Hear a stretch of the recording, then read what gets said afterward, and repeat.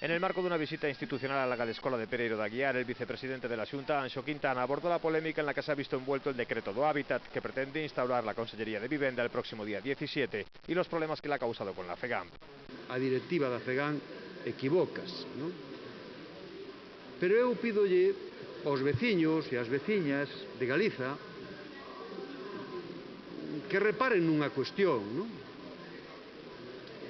O alcalde de Ames, membro da directiva da FEGAMP, está en contra do decreto do Hábitat. O alcalde de Allariz, membro da directiva da FEGAMP, está a favor do decreto do Hábitat.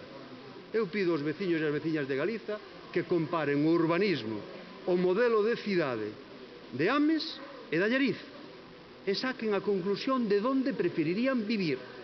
El vicepresidente de la Xunta también se refirió al nuevo gobierno de España formado por José Luis Rodríguez Zapatero.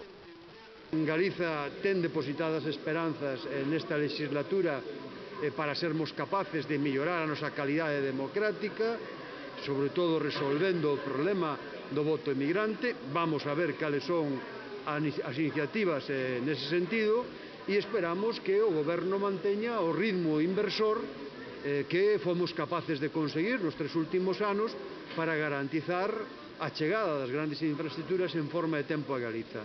Vamos a dar, como é lóxico, ese marxen de confianza e polos seus feitos os coñeceremos.